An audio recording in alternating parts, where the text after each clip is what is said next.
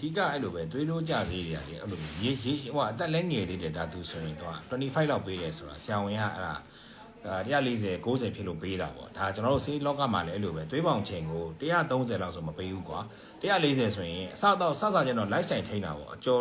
ခုနပြော lifestyle ပေါ့အကျော်အစီရှောင်ကွာပြီးလေ့ကျင့်ခန်းလုပ်မင်းငန်မစားနဲ့စားကို short စားအဲ့လိုမျိုးပေါ့ဝိတ်ချပေါ့ကွာဒါပါပဲသူကသွေးတိုးကလည်းဝိတ်ချရတာပဲเนาะအဲ့လိုပေါ့ဟိုပိန်ပြီးတော့သွေးတိုးရင်တော့ဒါသူ circulation ကောင်းရတာပေါ့เนาะအဲ့ဒါပြောချင်တာအဲ့တော့120 80ဆိုတော့ရပြီလေဘာမှမဖြစ်ဘူးဒါပေမဲ့သတိထားရမှာသူကအမြဲတမ်းတက်တယ်ပေါ့140 90ဖြစ်တယ်ဆိုရင်သူကအစားတောက်နေထိုင်နည်းနည်းမှားတယ်တက်တယ်တော်လည်းအဲ့လိုပဲ pre ထဲမှာပါတယ်ပေါ့เนาะ pre hypertension ပါတယ်ဝိတ်ချလိုက်တော့ခွတ်သွားတာအဲ့တော့ဒီ semaglutide တွေ daxiboide တွေစော်ထည့်လိုက်တာအဲ့မှာနေသူကသွေးတိုးကပျောက်သွားတာလွယ်လေးရဲ့အဲ့တော့ခုခေတ်ဒီတော့ပြော2026ဒီဝိတ်ချမယ်ဒါပဲ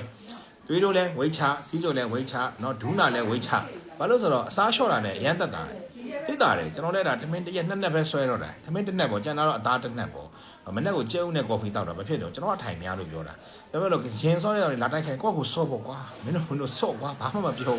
ပေါ့ကိုစော့ပြီးတော့ဒီဘက်ကပြောနေတာလူမမာတွေပြောနေတာကြော်သွားပါကွာကြော်သွားပါကွာဆရာကြီးတွေလည်းကြော်သွားလိုက်ပြတာအခုကျွန်တော်ပြောနေတာတွေက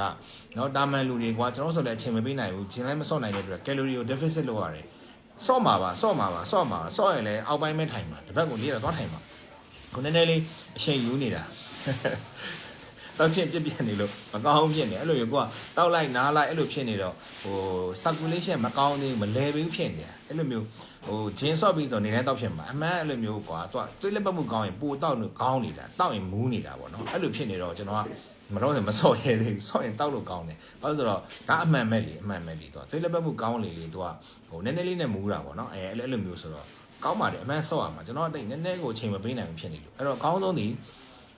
လမ်းလျှောက်တာအကောင်းဆုံးပဲเนาะလမ်းလျှောက်မယ်အစားရှောင်မယ်အကျော်တွေစီနေမစားနဲ့ဒါပဲစီကျော်မစားနဲ့ဒါပဲပြန်ပြောရမှာပဲပြီးတော့ဝိတ်ချเนาะပုံမှန်လေးအစားတောက်လေးရှောင်ကျွန်တော်တို့စားတဲ့အစားတွေအငန်တွေများတယ်အစီတွေများတယ်ဒါပဲထိုင်ပြောနေတာ